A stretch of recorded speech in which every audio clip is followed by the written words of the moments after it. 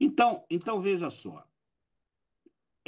isso me leva a uma pergunta que não só eu tenho vontade de fazer, mas muitas pessoas com quem eu conversei ao longo das últimas semanas disseram assim: faz essa pergunta para o Aldo, por favor, não esqueça de fazer essa pergunta.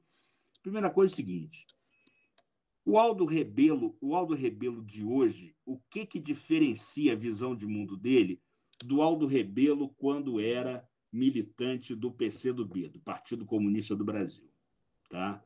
E a segunda é uma questão de interesse intelectual mais geral, mas que também está ligada à primeira, que é a seguinte: o que está vivo e o que está morto no pensamento de Karl Marx? É isso aí. Muito bem, Paulo. Bela provocação. Eu vou começar aqui por uma lembrança e uma homenagem ao professor Antônio Paim. Provavelmente devo ter sido o último jornalista ou curioso a entrevistar o professor Antônio Paim. Ele estava aqui em São Paulo, recolhido numa casa para pessoas idosas. Eu fui lá com a minha esposa e uma amiga, montamos lá um pequeno equipamento e fizemos uma entrevista para o Portal Bonifácio. Está lá no Portal Bonifácio. Isso foi em 2019 e eu lembro que comecei com uma pergunta provocativa. Era a recém-eleição do Bolsonaro e eu perguntei: professor Paim, os liberais estão no poder? E eu dizia que os liberais no Brasil sempre carregaram esse paradoxo, apoiaram muitas vezes os positivistas, tá certo? E depois entraram em conflito. Eu digo, 30 foi uma revolução intitulada de liberal, conduzida por uma aliança liberal e que fez o governo mais antiliberal da história do Brasil, tanto em política como em economia.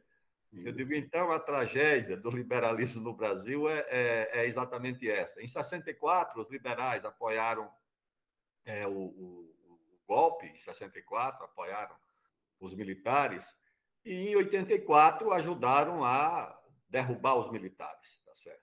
Essa é que é a verdade. E tenho por ele uma grande admiração, já li mais de uma vez a obra, a história das ideias no Brasil, não creio que haja uma história das ideias organizada com tanta competência, com a elaboração didática, com a sofisticação e a erudição da obra do professor Antônio Paim. Baiano de Jacobina, sertanejo, por essa razão, e trazia essa coisa do sertanejo, né, da disciplina, da persistência, e mistura, né, e combina as virtudes do bandeirante com a virtude do jesuíta na interpretação do Euclides da Cunha. O sertanejo é isso, né, traz a força do bandeirante e a força do jesuíta. Antônio Paim era um grande intelectual. Eu acho que faz uma falta importante. Mas era um liberal, e como liberal era cosmopolita, mas era também muito nacional, muito brasileiro, muito patriota.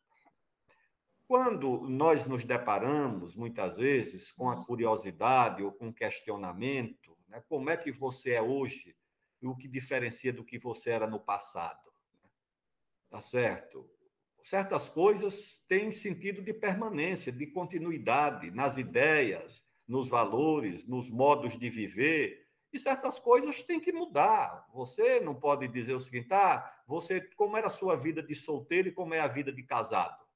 Claro, a vida de casado exige compromissos diferentes da vida de solteiro, liberdades que a vida de solteiro não te dá e limites que a vida de solteiro também não te dá. Alguém não pode perguntar o seguinte: mas você se arrepende da sua vida de solteiro? Não. Só que a vida de solteiro não se reproduz na sua fase, na sua vida de casado. São situações diferentes. Você se arrepende, então, da sua militância de esquerda na sua juventude? É evidente que não, tá certo? Por causa da juventude, exatamente, do que você é como jovem, dos seus valores como jovem, da sua visão como jovem, você vê o mundo de uma forma. a maturidade que só o tempo te dá, a experiência que só o tempo te dá. Você pode nascer com muitas qualidades e muitas virtudes. O berço pode te dar um nascimento rico. Você já nasce herdeiro de uma fortuna. Você pode nascer rico. Você pode nascer bonito, tá certo? A genética pode te dar esse presente. Você pode nascer inteligente. Você pode nascer um gênio das artes, da literatura, de qualquer coisa. Agora, o berço não te dá experiência, tá certo? Isso só o tempo te dá, tá certo? Isso só o tempo te dá. E é uma coisa tão importante na vida, principalmente na vida política, na vida pública, isso é uma coisa muito importante. Então, a minha origem, no interior de Alagoas, eu nasci na roça no interior de Alagoas. Você já nasce condicionado pelos valores que essa vida rural, que a vida no campo, que a vida no Brasil profundo te impõe.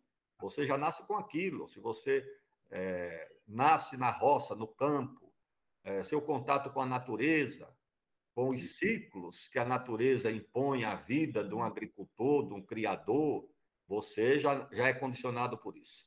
Fui alfabetizado numa escola rural, estudei numa escola primária, depois me matriculei num colégio agrícola interno, muito jovem. Entrei, com 11 anos, eu estava prestando exame de admissão para entrar no colégio agrícola, no internato agrícola. Fui formado naquele nacionalismo dos anos 60, lendo o Almanaque do Tico-Tico, certo?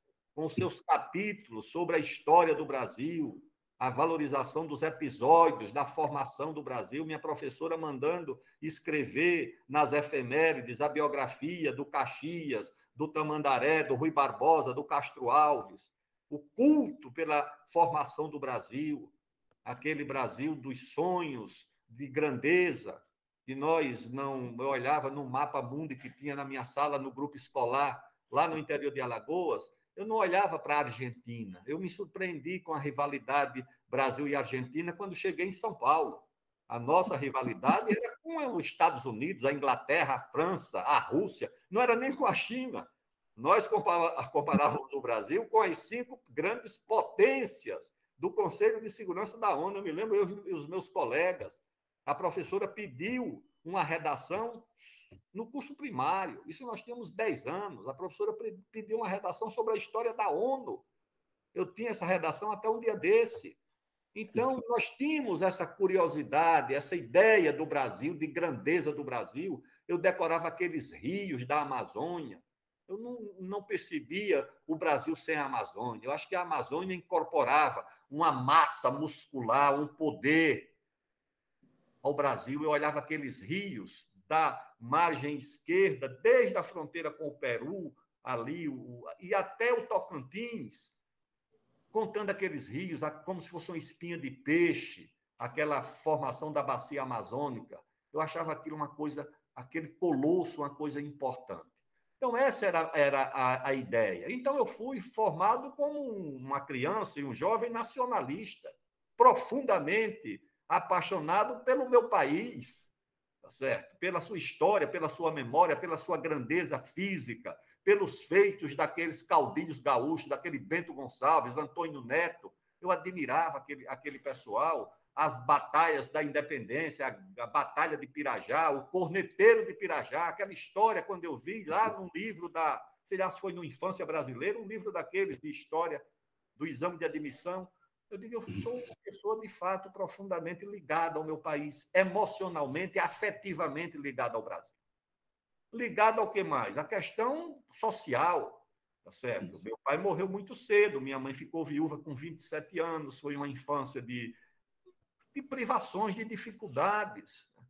E eu disse, precisa que o país seja mais justo, não é justo que uma mulher tão jovem, com 27 anos, com tantos filhos, enfrente tantas dificuldades para viver, não havia estado de bem-estar social, ninguém, nem do mercado e nem do Estado, dava assistência a uma família dessa. Era muito difícil. O estado de bem-estar social era a família, era uma tia, um tio, um irmão, um parente. Por isso que também eu me apeguei muito a esse valor da família. Não é a família como uma instituição conservadora, a família como uma instituição social necessária, que protege, no momento de dificuldade, um dos seus integrantes, numa situação de fragilidade, ligado à religião. Minha família era profundamente religiosa, como eram as famílias do interior de Alagoas, da zona rural. Minha mãe também nos levava à missa. O meu padre era o meu professor de português, um grande professor, e um padre muito austero, muito severo nos rituais da missa. Mas eu olhava para aquele padre e dizia: minha mãe tem mais fé do que ele. A minha mãe é mais religiosa do que ele. Porque não, padre, respeite, porque ela tem mais fé. Eu sentia isso na atitude, nos gestos dela, na relação com a religião. E a questão da democracia era óbvio. Eu era um jovem, quando estudante de direito, que tínhamos que escutar música de Chico Buarque trancado no centro acadêmico, porque tinha censura. Esse negócio aqui não pode dar certo. Tinha censura, tinha proibição. Então, a aspiração democrática era uma coisa normal. Então, a minha formação foi essa, né? A aspiração por um país independente, soberano, forte, a aspiração por uma sociedade socialmente mais equilibrada, que tivesse mais proteção para as pessoas socialmente fragilizadas, e esse apreço pela democracia, pela liberdade, que era a coisa própria dos jovens estudantes da década de 70. O que é que mudou? O que mudou, na minha impressão, e que me levou a me distanciar dessas correntes mais de esquerda, foi que eu acho que elas se afastaram dessas crenças. Eu creio que a questão nacional perdeu importância, foi substituída por uma agenda que chamam por aí de agenda identitária, baseada nos direitos individuais, na questão dos costumes.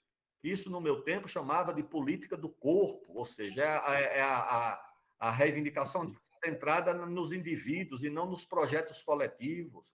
Hoje é mais importante a raça, a cor da pele, do que o interesse nacional.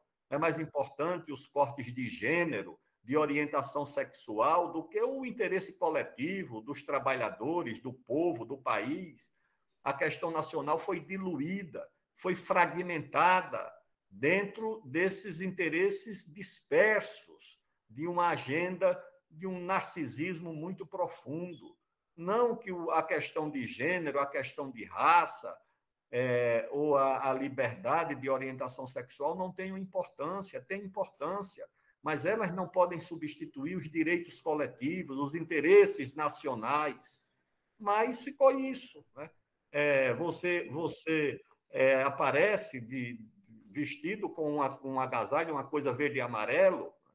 Isso no Brasil, não só no Brasil, né?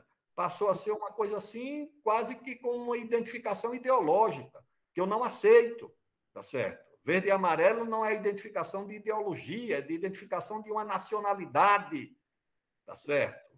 Que passou a ser questionada. Você chega no 7 de setembro, tem duas manifestações de duas tendências ideológicas. Uma, que é aquele chamado grito dos excluídos, que é o mais antigo, tá certo? Não é o grito da independência, a festa da pátria, não, é o grito de um setor da sociedade. E o outro se organizou também para fazer o seu no mesmo dia. Eu digo, não, isso é uma tragédia para o país. Isso não está certo. Então, isso, de fato, o desprezo pela questão nacional, o desprezo pela luta social, a agenda do identitarismo, a agenda do individualismo, isso, de fato, me levou a esse afastamento da forma como a esquerda e também a direita vê isso, entendeu? Porque você tem hoje aqui uma agenda do Partido Republicano, que representa uma corrente da sociedade, e uma agenda do Partido Democrata, tá certo? É um se inspirando no presidente Trump e os outros se inspirando nesse que está aí no poder, interferindo na Amazônia, interferindo na agenda da questão indígena, interferindo na questão ambiental, querendo interferir no Brasil, né? E os outros achando que também vão buscar lá fora a inspiração, né, para resolver os problemas nacionais. Não, o Brasil não deve ser palco de uma disputa entre a agenda do Partido Republicano e do Partido Democrata. O Brasil deve ter a sua agenda própria, que não é uma agenda nem de esquerda e nem de direita, é a agenda do que é o interesse nacional. Você olha para o Getúlio era de direita ou de esquerda? O Getúlio é criticado pela esquerda e pela direita, mas o Getúlio teve uma agenda para desenvolver o Brasil, tá certo? Pode ser questionado? Pode, mas o que eu estou dizendo é o seguinte, é que não é necessariamente o caminho para o Brasil dividir o país em torno de uma agenda superficial, de uma agenda secundária, de uma agenda dos costumes. O Brasil pode até não ser uma agenda de consenso, mas é o desenvolvimento do Brasil. É aí onde reside o principal problema do Brasil. Os problemas já unem o Brasil. Os problemas unem o Brasil. O problema aparece para todo mundo. O problema não divide a sua repercussão entre o eleitor do Bolsonaro ou do Lula. O preço da gasolina é o mesmo para os dois. A Covid chegou para os dois. A violência chega para os dois. A queda de renda do trabalho e da classe média chega para os dois. A desindustrialização é para todo mundo. Por que a solução também não pode ser para todo mundo? Certo? Se o problema chega para todo mundo, por que a solução também não pode chegar?